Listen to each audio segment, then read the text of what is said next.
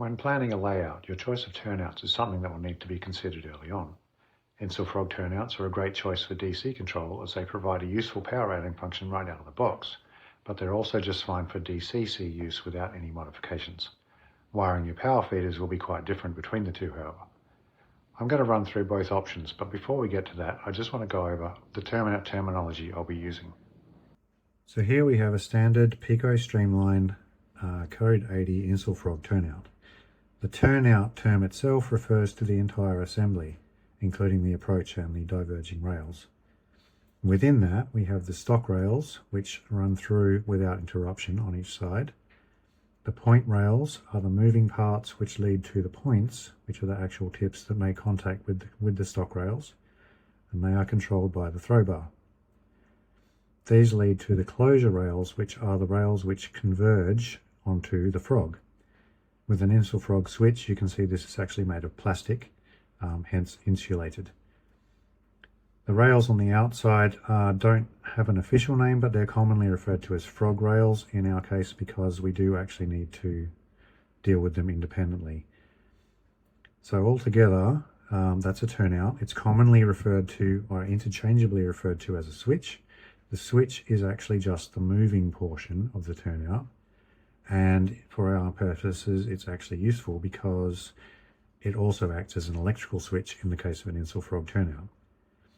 The power will flow through the frog to the frog rail depending on which point is in contact with the stock rail at this end. If we look at the back side, we can see there are actually jumper wires, insulated jumper wires, which connect the closure rail to the respective frog rail and allows uninterrupted current through one path or the other. Okay, so let's look at the DC use case first. Insulfrog switches are obviously very good for DC because they allow you to electrically isolate portions of your track depending on the switch position. This allows you to stage multiple locos on the layout at once and control only one at a time depending on your switch settings. So to demonstrate, we're at my goose knuckle junction layout, which is my present layout. It's a DC only setup, so quite simple, no powered switches or anything. And here we'll have a short local coming into the interchange track. We have that switch set to the left, so that track is powered. And on the other track, we have a switcher waiting to come out onto the main. So we can now bring that one out independently, and the other train does not move. So to do that, what we have to do is to set up power feeders outside the entrance to the turnouts. So in this case, there is a power feeder here, and because this is a passing siding, there is a power feeder on the other end beyond the switch that connects the other end. Obviously, more power feeders is better for reliability, but if you want to use the power rating function, you need to make sure that any tracks you want to isolate are not powered except for beyond where the turnouts are. Now we'll jump over to the end of the branch line on this layout where we have a bit of a switching setup.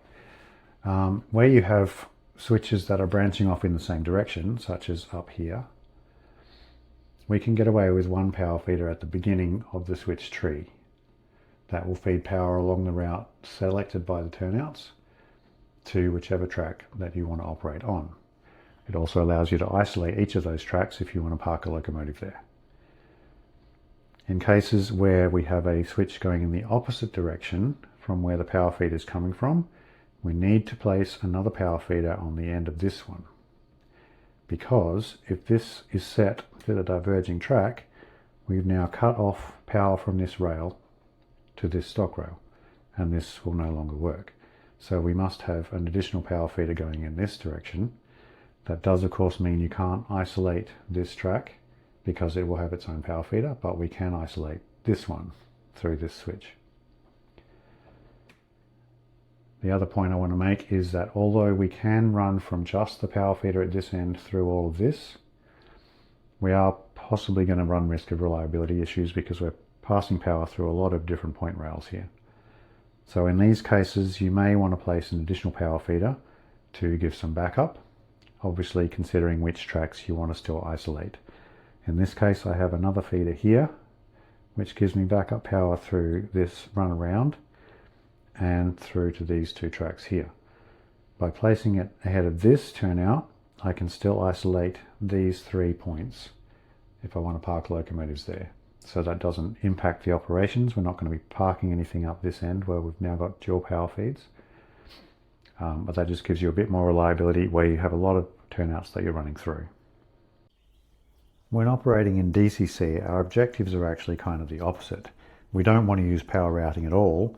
We want to make sure every track has power at all times. Thankfully, we can use the power routing design of the turnout to achieve this.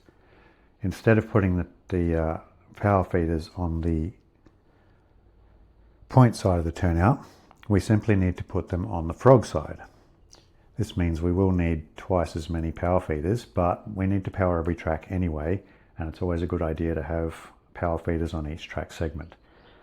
Not only will the power feeders in this situation provide power to the respective tracks out of the turnout, but they will actually power back through the jumper wires under the frog into the closure and point rails on both sides.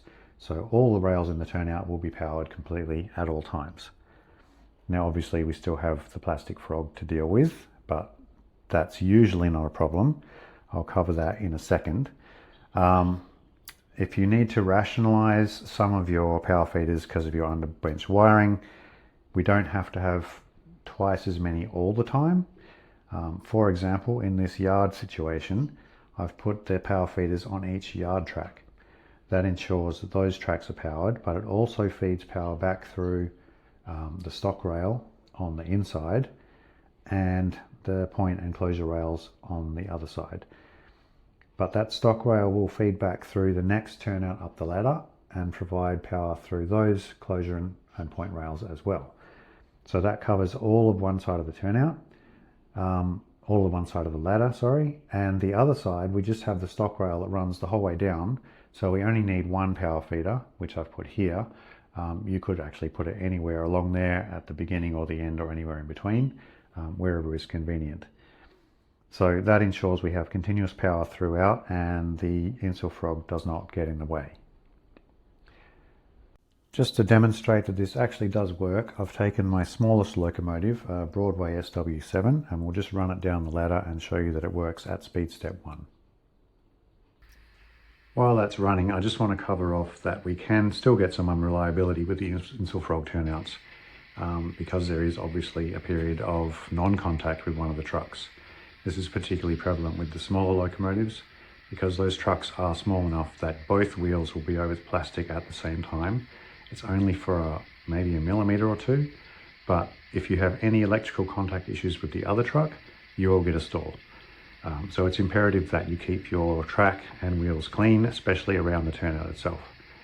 The other problem with these smaller locomotives is weight.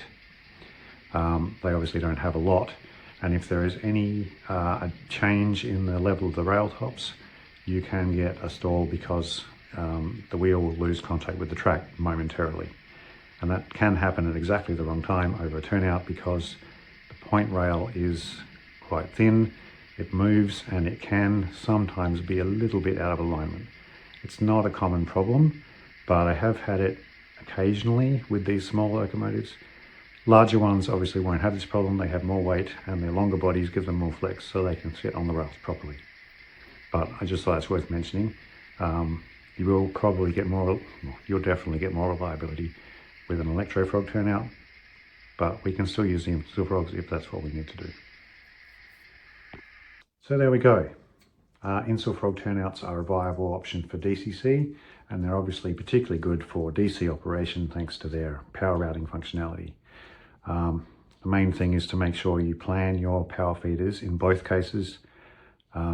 Trace your tracks, make sure that you have power feeders where you need them, and in the case of DC where you don't want them. Once you do that, you'll be able to make sure that all your track is properly powered and your turnouts will give you the functionality that you're looking for.